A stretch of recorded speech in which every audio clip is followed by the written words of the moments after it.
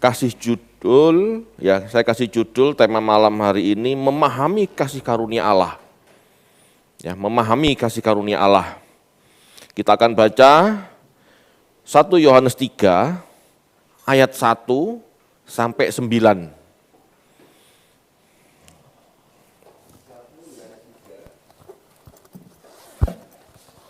Ayat 1 sampai 9. Lihatlah betapa besarnya kasih yang dikaruniakan Bapa kepada kita, sehingga kita disebut anak-anak Allah. Dan memang kita adalah anak-anak Allah. Karena itu dunia tidak mengenal kita, sebab dunia tidak mengenal Dia. Saudara-saudaraku yang kekasih, sekarang kita adalah anak-anak Allah, tetapi belum nyata apa keadaan kita kelak. Akan tetapi kita tahu bahwa apabila Kristus menyatakan dirinya, kita akan menjadi sama seperti Dia, sebab kita akan melihat Dia dalam keadaannya yang sebenarnya. Setiap orang yang menaruh pengharapan itu kepadanya menyucikan diri sama seperti Dia yang adalah suci. Setiap orang yang berbuat dosa melanggar juga hukum Allah, sebab dosa ialah pelanggaran hukum Allah.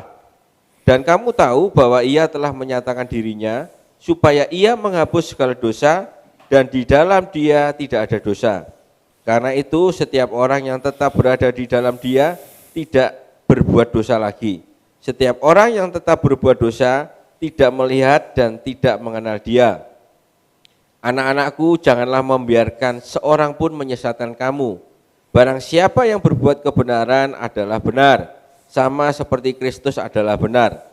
Barang siapa yang tetap berbuat dosa berasal dari iblis, sebab iblis berbuat dosa dari mulanya. Untuk inilah anak Allah menyatakan dirinya, yaitu supaya Ia membinasakan perbuatan-perbuatan iblis itu. Setiap orang yang lahir dari Allah tidak berbuat dosa lagi, sebab benih ilahi tetap ada di dalam Dia, dan Ia tidak dapat berbuat dosa, karena Ia lahir dari Allah. Oke. Terima kasih Pak Andoko. Kasih Allah yang diberikan kepada kita itu sangat besar, sehingga kita bisa disebut keturunan Allah. Di situ dipakai kata teknon. Masalahnya, banyak orang masih merasa Allah itu tidak mengasihinya, hanya karena dia hidupnya sederhana, atau lebih tepat dikatakan miskin gitu. Banyak orang tidak bisa memahami kasih Allah karena yang di pikirannya, di otaknya hanya masalah jasmani. Padahal hal-hal jasmani itu bukan sesuatu yang penting. Penting, tetapi bukan mendesak. Penting itu kan macam-macam. Ada penting dalam kebutuhan itu kan macam-macam ya. Ada penting, tidak mendesak. Ada tidak penting, mendesak. Ada penting dan mendesak, gitu kan? Makan itu tidak mendesak. Dan tidak terlalu penting. Materi itu tidak mendesak dan tidak terlalu penting. Yang penting dan mendesak satu, kodrat kita, karakter kita. Seperti Allah enggak? Ilahi enggak? Kalau tidak, kita akan terbuang. Kita akan terpisah dari Allah selamanya. Kemarin saya ngajar ke anak remaja, eskatologi. Kapan eskatologi? Kapan akhir zaman? Sekarang ini loh. Hari 6 itu sekarang itu loh. Penciptaan manusia itu sekarang ini loh. Kalau kita benar-benar tidak serius, kita benar-benar bisa terbuang. Dalam pemandangan Allah, zaman Adam sampai zaman sekarang itu hari ke-6. Belum hari ke-7. Karena di Ibrani 4 dikatakan ya, masih ada satu masa lagi, masa perhentian, itu masa.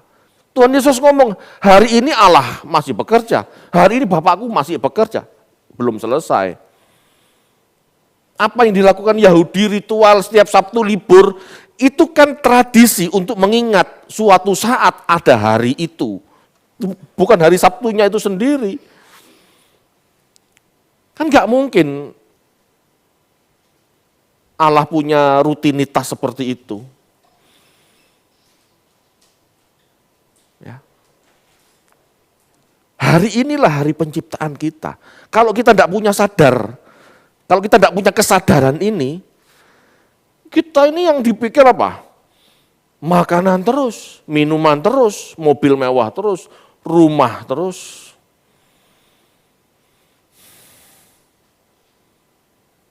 Dunia tidak mengenal Allah karena konsep ini tidak dikenal dunia. Dunia umumnya mengenal kumpulkan kekayaan, kumpulkan makanan, kumpulkan segala hal yang bisa menunjang hidup di bumi. Itu yang dunia pikirkan. Yang Allah pikirkan, bagaimana kamu bisa hidup di kekekalan. Itu yang dipikirkan Allah.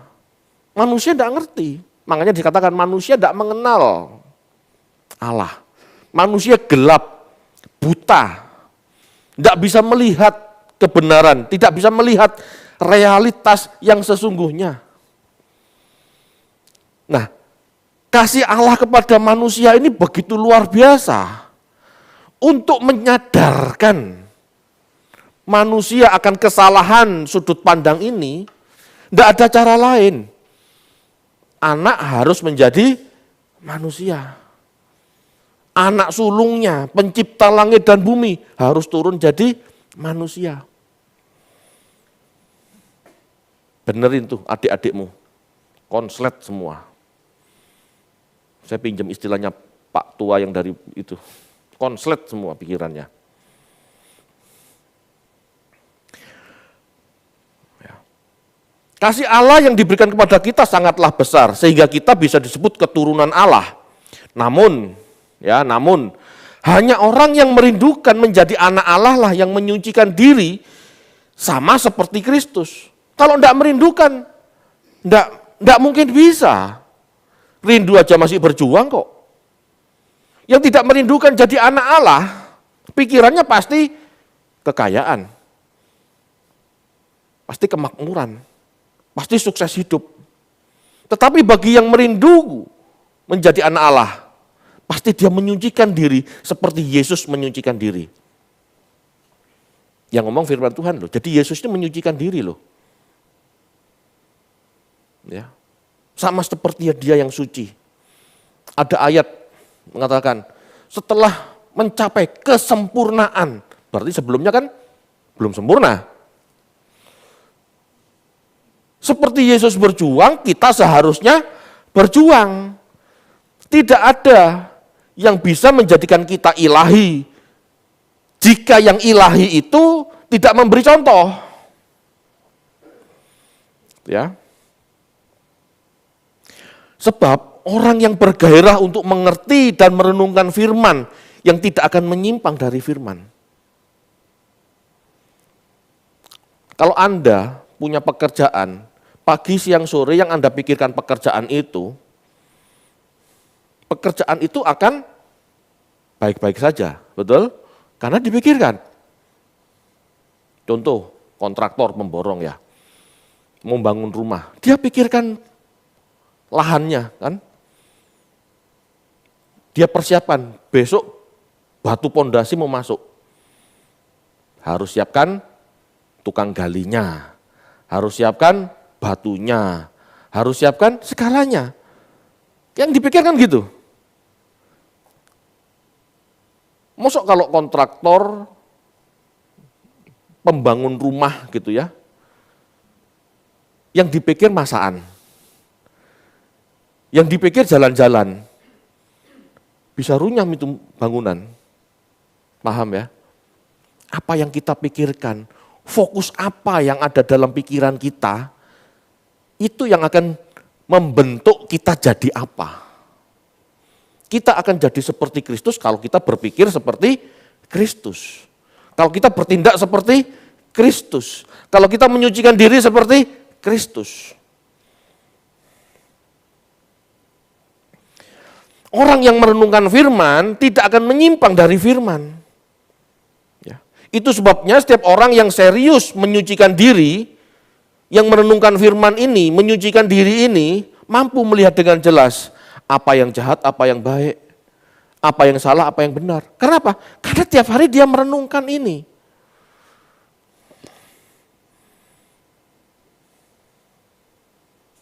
Anda tidak akan pernah mengerti sesuatu itu meleset atau tidak, dosa atau tidak, jika Anda tidak memikirkan hal ini, gitu loh.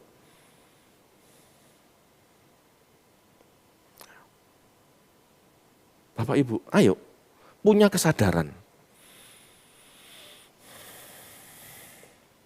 Seseorang yang diurapi seperti Kristus adalah seseorang yang percaya penuh dan bersedia masuk dalam proses pengajaran atau pembentukan oleh Allah seperti Kristus.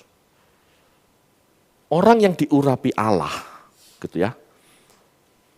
Seperti Kristus diurapi Allah, dia yang diurapi. Yesus Kristus, Yesus yang diurapi, kan dia diurapi. Kalau kita mau diurapi Allah, ya kita harus punya sikap hati seperti Kristus yang mau diurapi. Mau masuk menjadi paidion, mau masuk belajar, mau masuk ujian, mau masuk penugasan, menunaikan tugasnya. Rela enggak Bapak Ibu diurapi Allah? Itu masalahnya. Allah mau mengurapi, tetapi masalahnya Anda rela diurapi enggak? Karena pengurapan ini bukan hal ringan. Pengurapan ini bukan hal mudah. Kadang-kadang kita harus mempertaruhkan kesenangan, kebahagiaan. Mau enggak?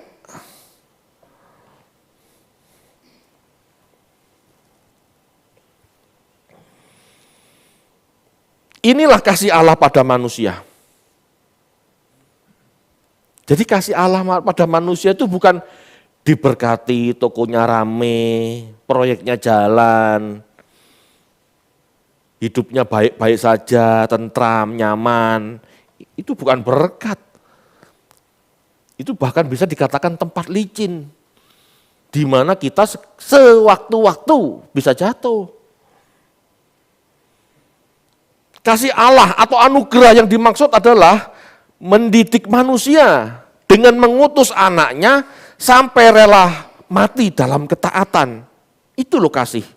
Agar manusia bisa meninggalkan kemelesetannya dan memiliki karakter ilahi. Jadi anaknya itu harus turun menjadi manusia agar manusia bisa memiliki perspektif yang jelas. Enggak cuma sekedar beragama tapi gak ngerti apa-apa.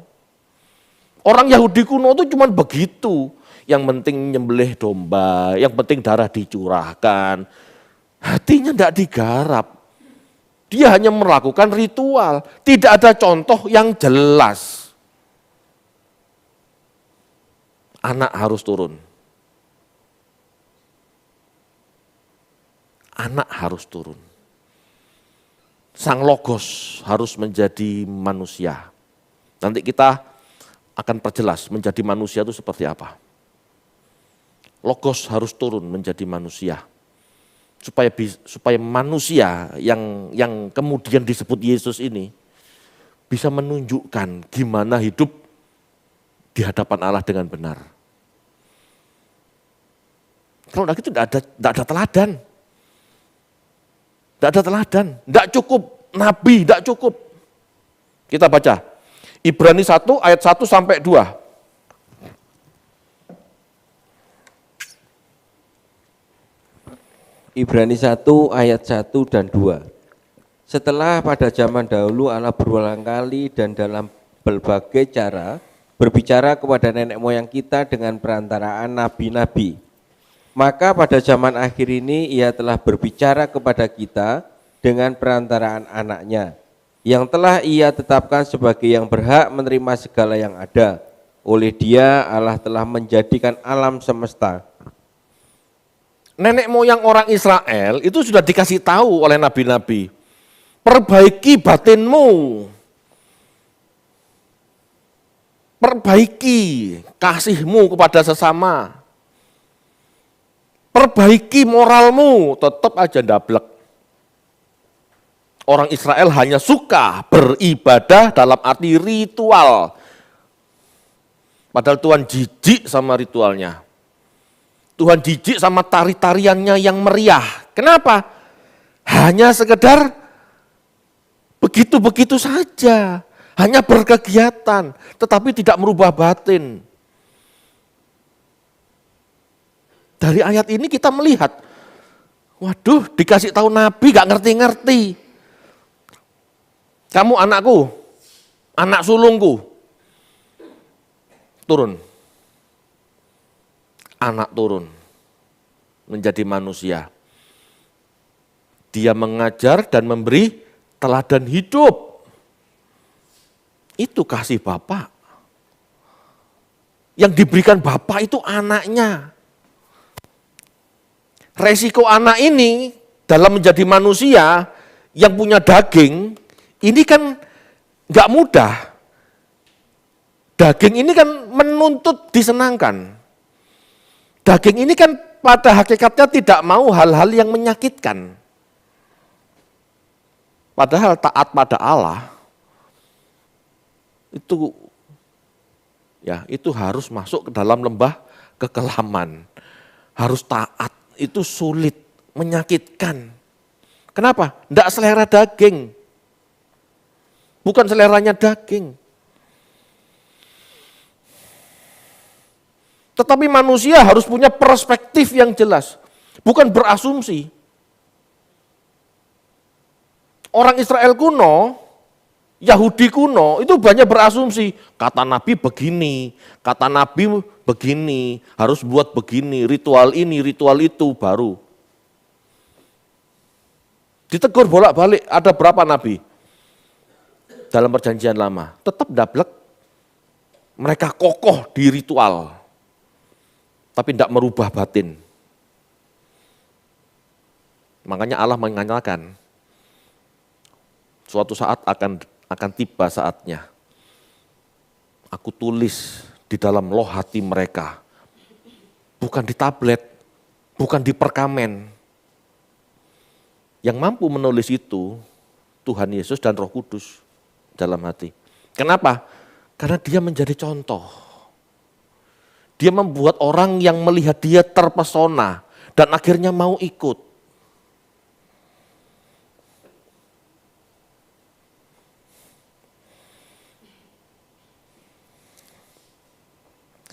Seseorang tidak akan bisa menjadi ilahi jika yang ilahi tidak memberi teladan. Semua kebenaran dan kebaikan yang dilakukan manusia tidak akan pernah menjadi kepastian jika tidak ada bukti dan saksi dari sorga. Nabi ngomong, percaya padaku, cara masuk surga begini, percaya padaku, menjadi ilahi begini. Dia sendiri kan tidak pernah jadi ilahi. Betul? Nabi itu loh, pernah tidak jadi ilahi? Tidak pernah. Semua mati. Semua mati. Tidak ada yang bangkit. Itu berarti apa? Allah tidak layak. Bagi Allah itu tidak layak gitu loh. Tetapi dia yang bangkit dari maut.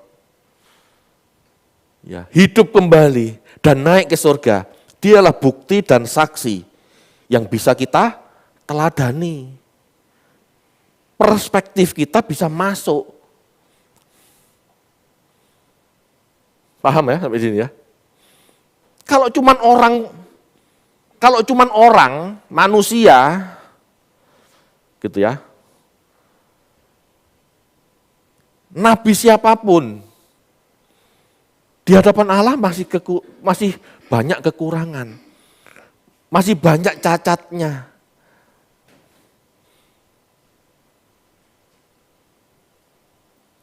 Anda lebih senang mana gitu ya, lebih serak yang mana?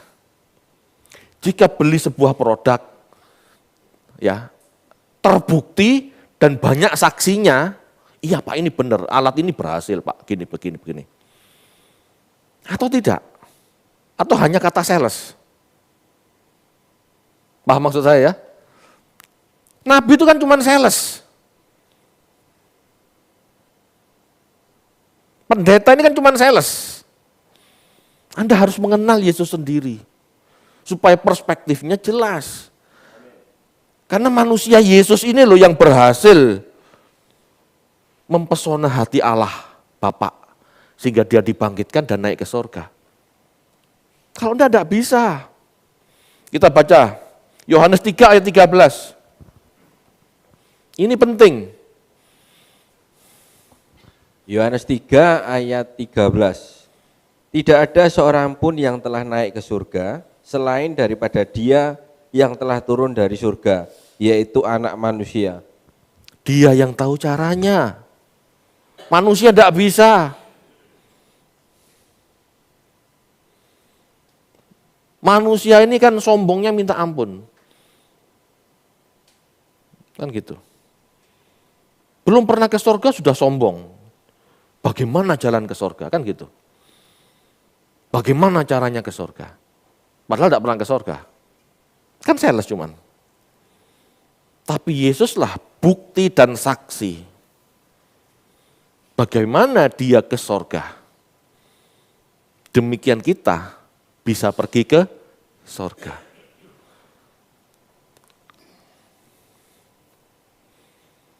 Demikianlah manusia yang menerima pengurapan yang sama seperti Yesus, berpotensi hidup seperti Yesus. Kalau tidak dapat pengurapan yang sama seperti Yesus, tidak mungkin dia bisa hidup seperti Yesus. Saya ulangi. Demikianlah manusia yang menerima pengurapan yang sama seperti Yesus, berpotensi hidup seperti Yesus hidup. Bangkit dan naik ke surga. Tapi kalau tidak punya pengurapan yang sama seperti yang diterima Yesus, sangat kecil kemungkinan, bahkan tidak mungkin bisa hidup seperti Yesus. Bangkit, apalagi? Naik ke surga, apalagi? Hanya orang yang punya pengurapan yang sama.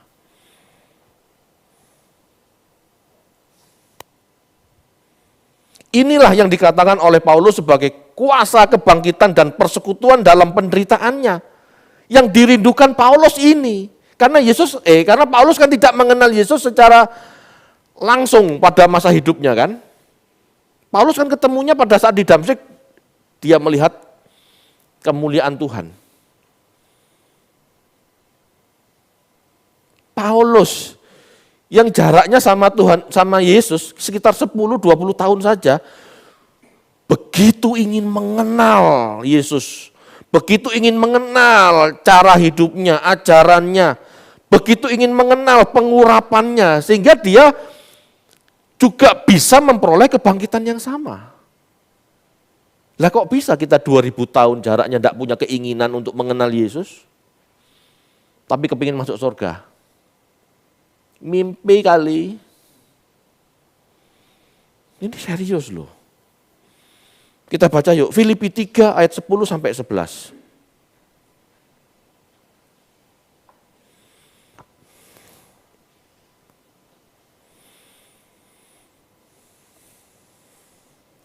Filipi 3 ayat 10 dan 11.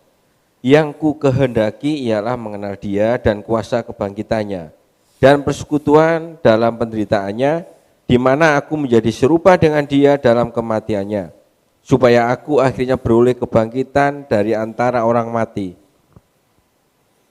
Ini tuh yang diselidiki Paulus. Yesus masa kecilnya belajar mencari kebenaran firman.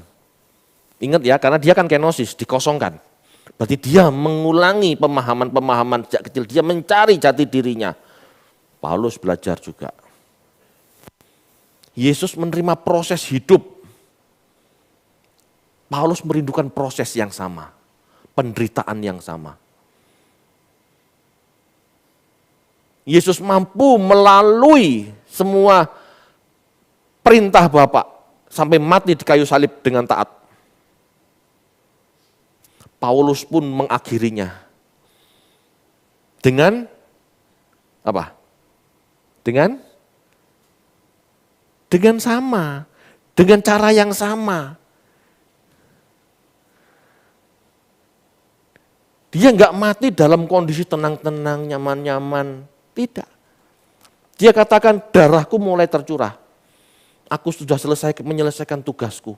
Jadi pada saat Paulus menyelesaikan tugasnya, kondisinya sama seperti Yesus.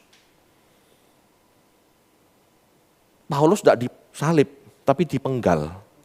Ya mirip-mirip Bapak Ibu. Ya memang tidak semua kita mati dipenggal, hukuman penggal sudah tidak ada zaman sekarang. Tetapi ayo, fokus kita jangan enak-enak. Ikutlah menderita dalam perjuangan yang sama, menguduskan diri dan memberitakan kebenaran. Ayo berjerih lelah untuk itu, jangan santai. Ini pos PI Anda. Gereja ini pos PI Anda. Anda dipercaya Tuhan di pos ini. Ayo selesaikan tugasnya. Paulus diberi pos apa? Orang non-Yahudi di wilayah apa? Di wilayah Mediteran. Iya kan, di wilayah Eropa. Itu itu pekerjaan Paulus. Pekerjaan kita di sini. Lakukan sesuatu. Ini pos PI kita, di mana kita bertanggung jawab menyelamatkan jiwa-jiwa di sekitar kita.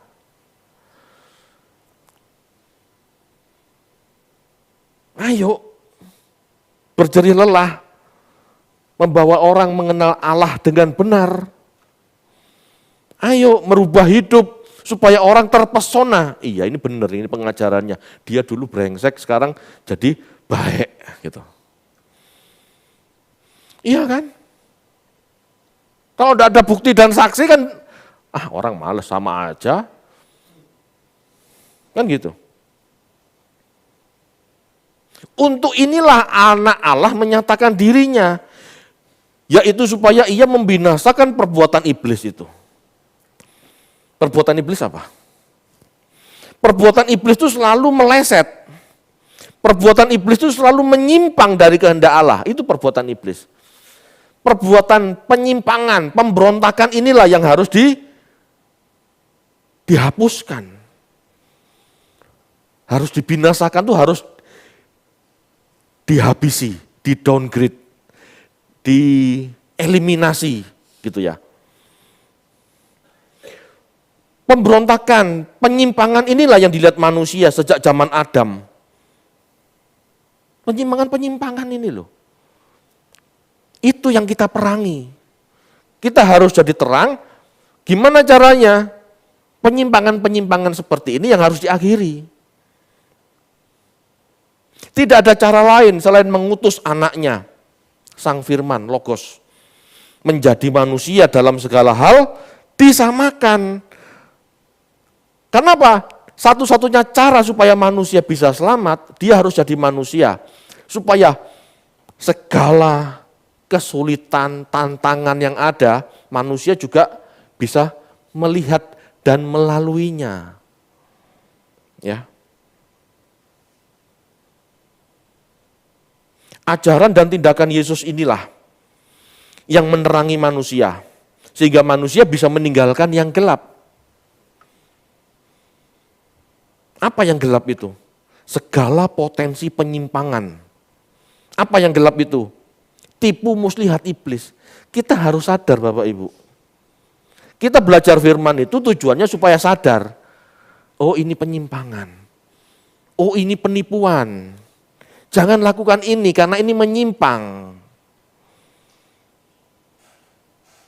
Jangan mengejar hobi terus. Jangan mengejar cita-cita terus sesuka sendiri. Ini bentuk penyimpangan. Cara hidup nenek moyang itu penyimpangan. Cara hidup nenek moyang itu benih dosa yang turun-temurun diajarkan pada anak-anak kita. Kenapa? Allah punya pola pikir baru. Inilah terang, inilah yang harus disampaikan. Kamu jangan mengejar hal-hal duniawi terus. Kenapa? Ada kekekalan di balik kubur, itu ribuan tahun, itu kekal. Kok kamu memperhatikan yang cuma 70 tahun? Pola pikir ini loh yang harus disampaikan. Pola pikir ini loh yang harus dimiliki manusia. Jika tidak, manusia tetap dalam gelap. Anda tahu ini, Anda mengerti ini, belum tentu mau. Belum tentu mau. Anda yang mendengar ini, kita yang mendengar SK ini, kebenaran ini, kadang-kadang masih awang-awangan, bahasa Jawanya itu apa? Enggak serius, setengah-setengah. Betul? Ayo yang jujur. Jujur pada diri sendiri itu awal pemulihan. Amin. Kalau Anda menolak, enggak Pak, saya serius, padahal enggak serius. Anda enggak bisa diperbaiki. Ajaran dan tindakan Yesus, Sang Firman inilah yang menerangi manusia, sehingga manusia bisa melihat perspektif yang benar, akhirnya bisa meninggalkan yang gelap, yaitu segala penyimpangan atau tipu muslihat iblis. Kalau tidak melihat cara hidup Yesus, tidak mengerti ajarannya, Anda tidak bisa lepas dari kegelapan. Karena Anda pikir Anda benar. Semakin saya belajar, semakin saya sadar, iya ya. Ternyata orang bodoh itu merasa dirinya pinter. Kalau orang pinter, pasti dia merasa bodoh. Kenapa?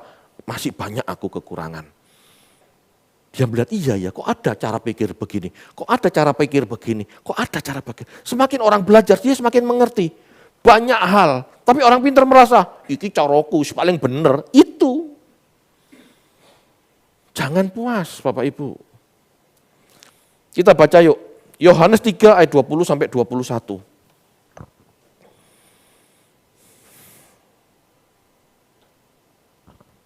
Yohanes 3 ayat 20 dan 21. Sebab barang siapa berbuat jahat, membenci terang, dan tidak datang kepada terang itu, supaya perbuatan-perbuatan yang jahat itu tidak nampak.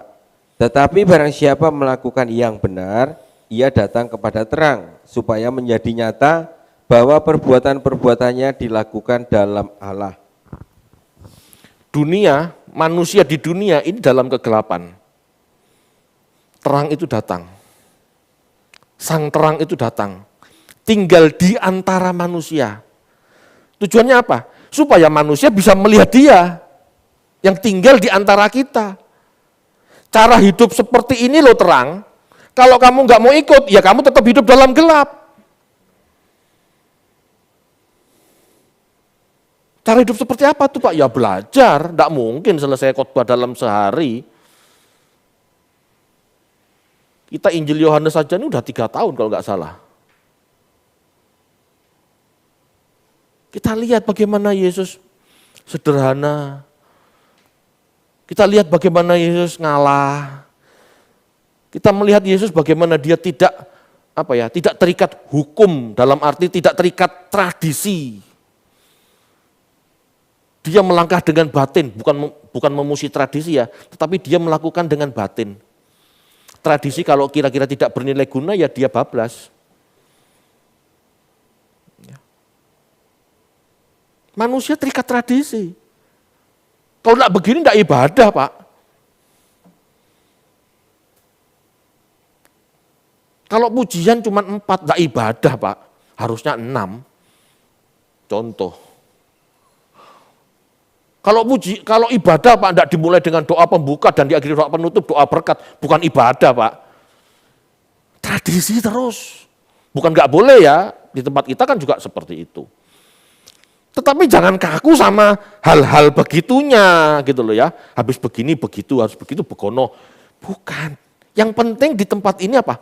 Mengubah batin. Kita belajar terima firman dalam hati, dalam pikiran kita renungkan supaya batin berubah. Itu yang terpenting.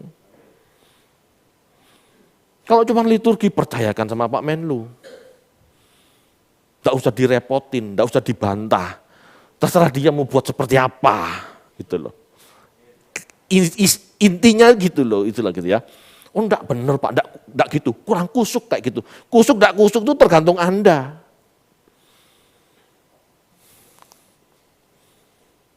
Tergantung Anda. Di tempat hingar-bingar Anda bisa menangis mengingat Tuhan, bisa. Di ruang penyembahan Anda bisa celinguan sendiri, main Facebook sendiri, main handphone sendiri, bisa. Bahkan saat penyembahan nyanyi ngantuk-ngantuk ya bisa. Masalahnya di batin Anda, mau mencari Tuhan apa tidak.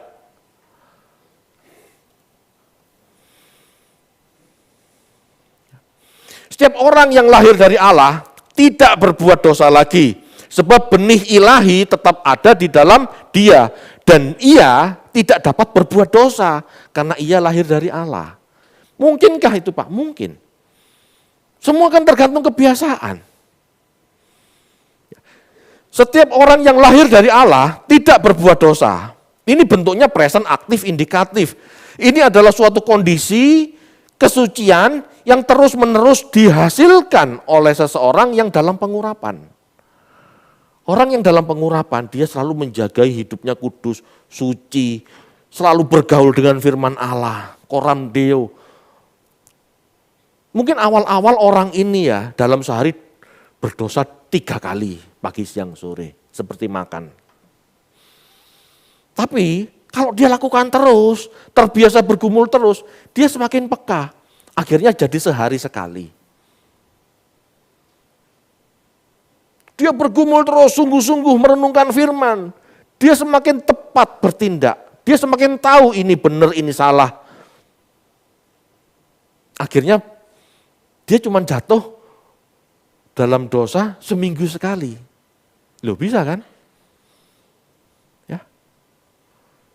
Proses Bapak Ibu. Kekristenan tanpa proses itu bukan Kristen, itu sulapan.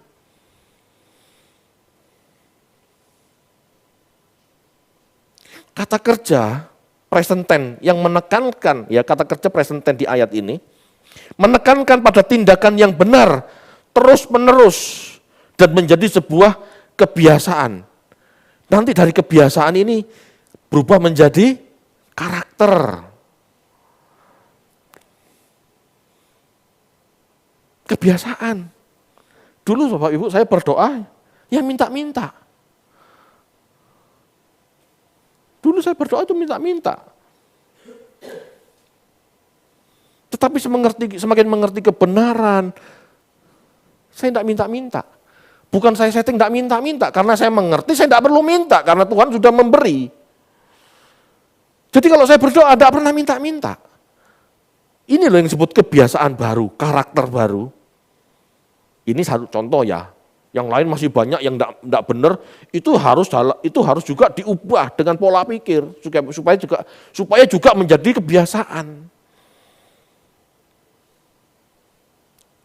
Pada akhirnya saya tidak pernah doa minta-minta sekarang. Betul. Sampai bingung kadang-kadang mau berdoa apa. Ya kita cuma berdoa, Tuhan ampuni aku. Kenapa? Dosanya masih banyak. Minta-minta enggak lagi.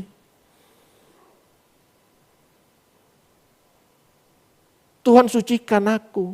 Layakkan aku menjadi alatmu. Kasihani aku. Cuman itu doanya. Haleluya, amin. Plek tidur. Enggak minta-minta. Doa syafaat. Ya doa syafaat kalau diingatkan Tuhan saya doa syafaat.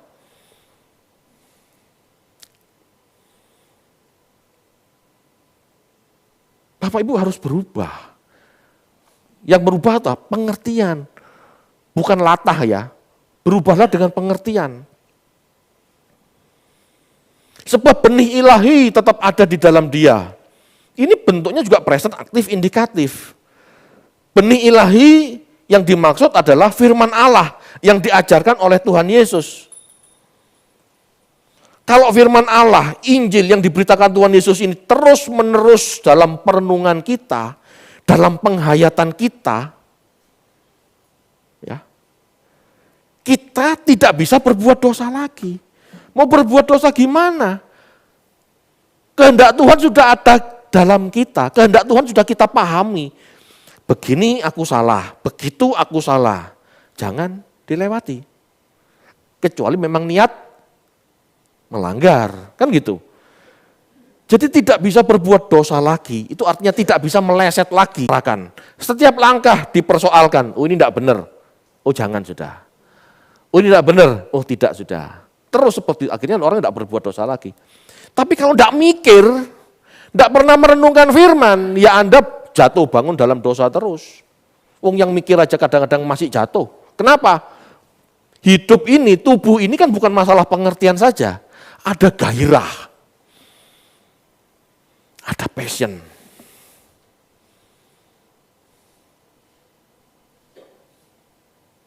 Ngerti ya maksudnya ya? Ada passion tuh. Terlalu banyak makan gelojoh. Dosa kan? Dosa.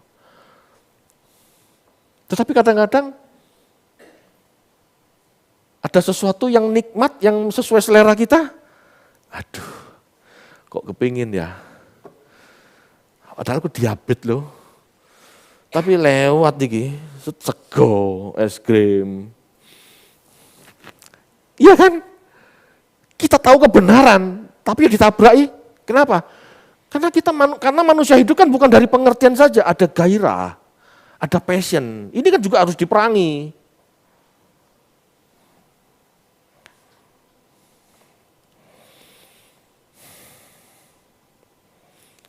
Tapi setidaknya Bapak Ibu, kalau kita punya firman dalam diri kita selalu merenungkan firman dalam diri kita.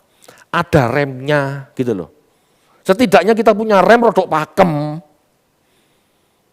Kita punya rem untuk nabrak dosa ini lebih pakem, lebih cakramnya lebih main gitu loh. Ada takutnya. Enggak bablas saya. Bagaimana kita? Jangan dipikir Tuhan Yesus tidak melewati itu. Tuhan Yesus melewati itu. Bapak kalau boleh biarlah cawan ini berlalu daripada aku. Dia kan juga enggak mau bersakit-sakit ria. Dagingnya juga ingin menghindar. Dia kan manusia juga. Tapi karena dia punya firman, firmannya kuat. Kalau kamu sus, istilahnya bapak ngomong gitu ya, kalau kamu sus tidak mati disalib, itu adik-adikmu binasa semua. Ya bapak, aku menyerahkan buat mereka, aku menyerahkan nyawaku buat mereka. Jalan. Kalau Yesus tidak terima cawan itu, kemelesetan terjadi, pemberontakan terjadi. Berarti dia jatuh dalam dosa. Dosa kan begitu, meleset, menyimpang dari kehendak Allah. Dia tetap bisa berlaku dengan benar, dengan tepat. Kenapa? Dia mengerti, dia turun ke dunia ini untuk apa. Kalau tidak belajar, tidak ngerti. Kalau tidak berdoa, tidak ngerti. Makanya doa itu jangan diisi minta-minta terus ya, cari kehendak Tuhan.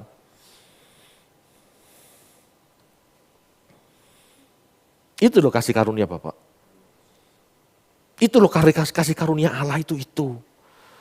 Kalau cuma makanan, semua udah dikasih. Allah memberi hujan, matahari kepada orang benar, orang salah, semua dikasih. Tinggal kita rajin apa enggak, itu aja. Harusnya yang kita minta bukan hal-hal itu lagi. Karena itu sudah dikasihkan, orang berdosa aja dikasih kok. Yang kita minta itu bagaimana kita bisa mengerti kebenaran. Yang seharusnya kita minta tuntunan Roh Kudusnya supaya kita tetap dalam kekudusan Allah. Bagaimana caranya supaya aku tidak kepleset Tuhan. Kasih karunia Allah bukan hanya penebusan anaknya bahkan. Tetapi terang yang membuat kita bisa melihat dalam kegelapan, itu juga kasih karunia Allah. Bukan cuma penebusan. Terang itulah cara Allah menyadarkan kita. Sebab tanpa kesadaran dan kemampuan keluar dari kegelapan, maka penebusan menjadi sia-sia. Ini contoh orang penjara, ini contoh aja ya, contoh orang di penjara. Belum tahu benar atau salah, tetapi sudah terjadi sebuah masalah, dia terindikasi, dia masuk penjara. Ada yang namanya jaminan. Pak, orang ini sebetulnya masih sekolah. Kalau di penjara, dia tidak bisa sekolah. Saya bapaknya, Pak. Saya kasih 1 miliar. Saya jamin, anak saya tidak akan kemana-mana. Tolong keluarkan supaya dia bisa sekolah. Biar dia wajib lapor setiap hari. Ada kan seperti itu, kan ada. Saya jaminannya, Pak, kalau sampai anak ini hilang, saya tangkepan. Ada kan jaminan seperti itu. Penebusan itu ibarat jaminan. Apa artinya jaminan itu diberikan Tuhan? Kalau anak itu tidak mau keluar, enggak Pak, aku enak di sini, enggak usah sekolah sekalian. Loh ya Pak. Tuhan Yesus sudah kasih jaminan. Bapak sudah kasih jaminan anaknya. Tapi kita tidak mau melangkah keluar dari penjara itu. Dari penjara kebodohan yang membuat kita selalu meleset, selalu jatuh, selalu berontak. Tidak mau keluar. Apa gunanya penebusan? Halo? Ngerti enggak? Penebusan enggak ada artinya kalau kita enggak mau melangkah dalam terang.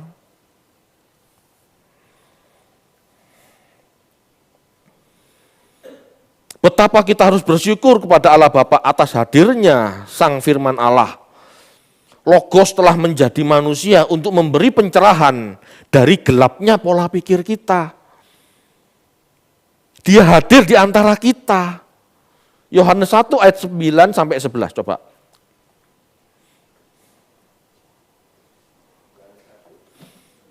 Yohanes 1 ayat 9 sampai 11. Yohanes 1 ayat 9 sampai 11. Terang yang sesungguhnya yang menerangi setiap orang sedang datang ke dalam dunia. Ia telah ada di dalam dunia dan dunia dijadikan olehnya, tetapi dunia tidak mengenalnya.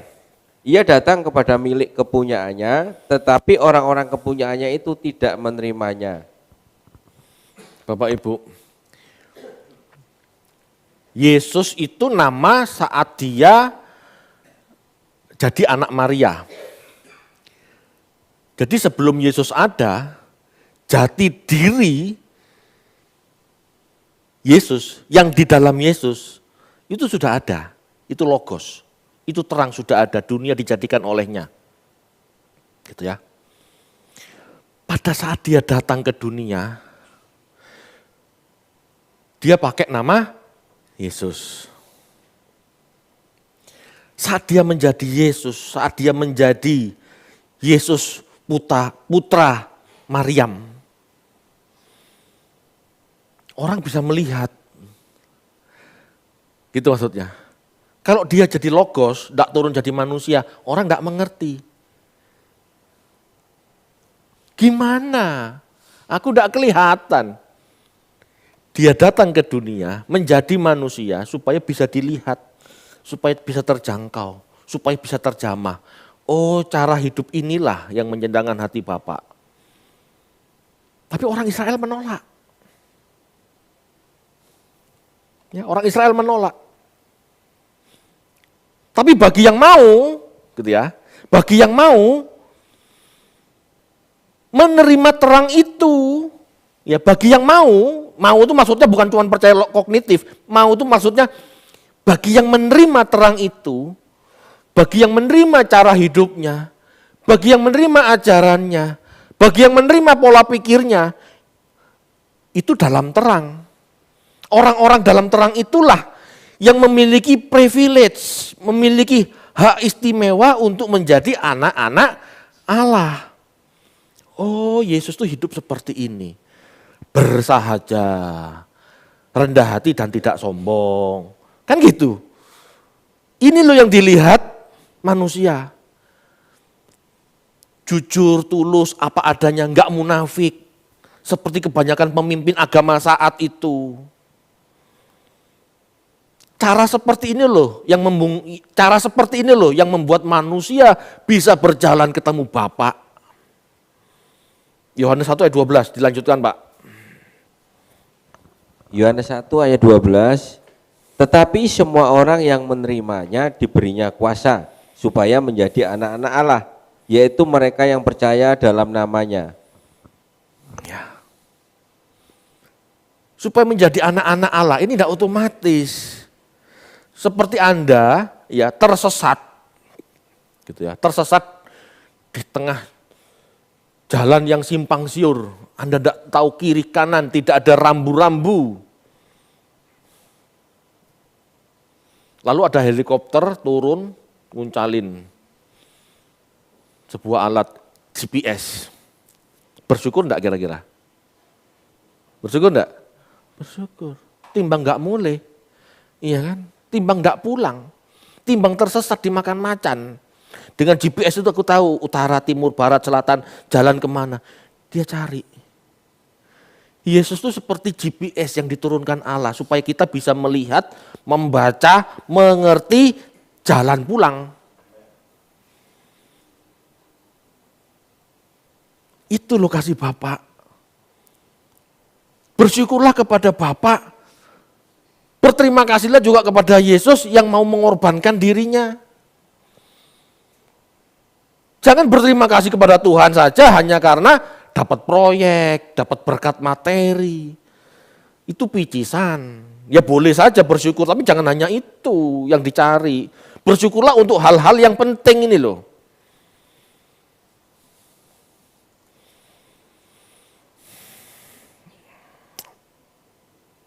Saya mau share sedikit tentang kristologi. Semoga waktunya nutut. Supaya kita tahu bagaimana dia disamakan dengan kita. Ya. Ibrani 2 ayat 17. Silakan baca, Pak.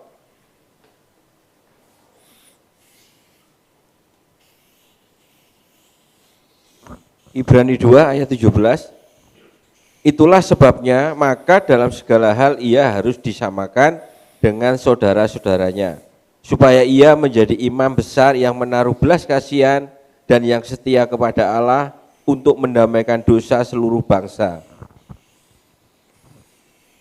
Disamakan, betul? Dalam segala hal, betul? Ini manusia, ini Yesus. Warnanya sama karena disamakan. Masalahnya rohnya, ya rohnya, ini roh manusia, hati ini gambar roh manusia, warnanya merah sama. Yesus, rohnya biru, ibaratnya begini. Kenapa? Dia dari atas, dia bukan turunan Adam. Dia roh yang sulung yang keluar dari Allah. Ya. Ini logos.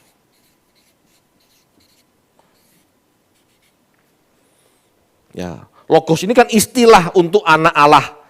Istilah untuk anak sulung Allah yang keluar pertama kali di Kolose 1 15 sampai 17. Amsal 8 ayat 22, kan tahu ya, jadi logos, putra sulung, roh yang pertama keluar dari Allah. Logos ini kan cuma istilah sebetulnya, dia yang memahami Allah sejak semula, itu loh maksudnya. Oke. Logos ini menjadi manusia. Ini tidak mistis. Ya, dikatakan logos ini kenosis, mengosongkan diri dari wujudnya sebelum dia natal, sebelum pranatal, gitu ya. Dia sudah punya kemuliaan. Makanya Yesus berdoa, kembalikan aku pada kemuliaan yang semula. Ya. Kenosis. Jadi jadi Logos yang menjadi manusia mengambil tubuh manusia. Yesus ini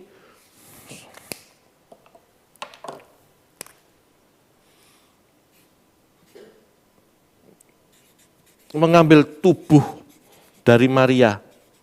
Dulu saya bingung, tetapi saya semakin yakin sel telur Maria dipakai. Ya. Kenapa? Karena ayatnya jelas. Ibrani 10 Ibrani 10 ayat 5. Ibrani 10 ayat 5. Karena itu ketika ia masuk ke dunia, ia berkata, korban dan persembahan tidak engkau kehendaki, tetapi engkau telah menyediakan tubuh bagiku. Allah menyediakan tubuh. Menyediakan tubuh dari siapa? Dari Maria. Ya. Dikatakan benih wanita, keturunan wanita di Kejadian 3 ayat 15. Jadi jadi Logos masuk dalam rahim Maria. Ya. Rohnya maksudnya, roh Yesus, roh Logos. Kenosis, dikosongkan. Emang bisa Pak roh dikosongkan? Kita baca Matius 10 ayat 28.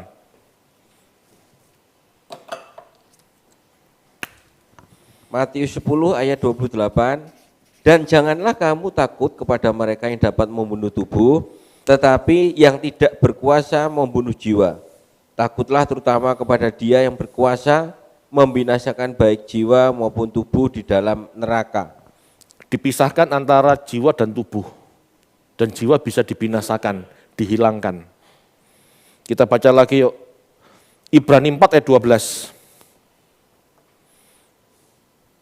Ibrani 4 ayat 12. Sebab firman Allah hidup dan kuat, dan lebih tajam daripada pedang bermata dua manapun. Ia menusuk amat dalam sampai memisahkan jiwa dan roh, sendi-sendi dan sumsum. Ia sanggup membedakan pertimbangan dan pikiran hati kita. Ya, jadi roh dan jiwa bisa dipisahkan. Logos mengalami itu. Logos ini dalam perjanjian lama kan dia berteofani sebagai malak Yahweh. Dia pasti sudah punya jiwa, punya pertimbangan, punya pengenalan. Dikosongkan.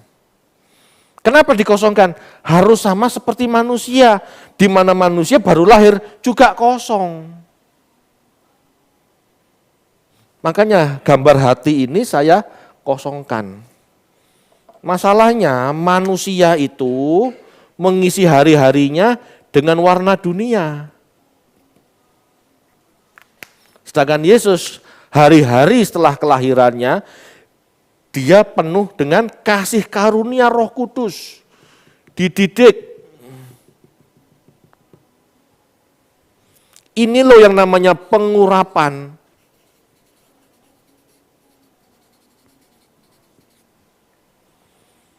Manusia kalau mau diurapi, ya bersikaplah seperti Yesus. Belajarlah menyadari dirimu. Untuk apa lahir ke dunia, buat apa kamu hidup, dan mau kemana kamu pergi. Ini loh pengurapan. Perjuangan manusia dan Yesus sama karena sama-sama manusia. Kalau ini kan roh ini semua kan dari Allah, ya toh?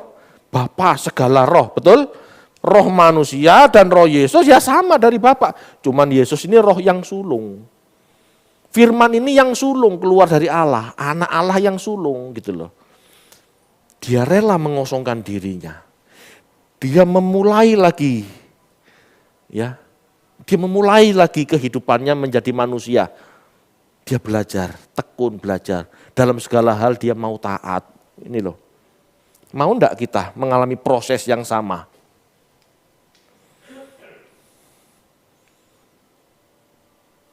Enggak mistis. Enggak mistis. bayi Yesus begitu procot langsung khotbah. Matius sekian ayat sekian mengatakan demikian. Enggak, dia keluar dari Maria ya nangis tetap. Umur 8 tahun, Paidion belajar Taurat seperti orang Yahudi pada umumnya. Umur 30 selesai belajar baru dia masuk dalam pelayanan. Seperti orang Yahudi lainnya. Sama. Nah, cara hidup Yesus inilah yang harus kita teladani. Supaya roh kita terwarnai yang sama. Tergarap yang sama.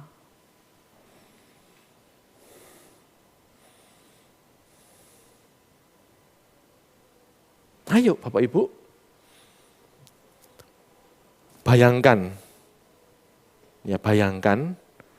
Bapak Ibu punya anak, harus melakukan tugas seperti ini, jika gagal dia tidak kembali kepada Bapak.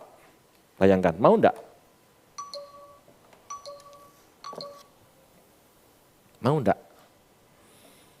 Begitu besar Bapak, ya, begitu besar kasih Bapak pada kita.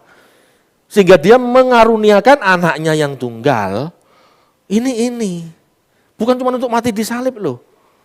Untuk memberi teladan. Untuk mengajar supaya manusia bisa hidup seperti dia. Terang ini loh yang bisa membuat manusia lepas dari kegelapan.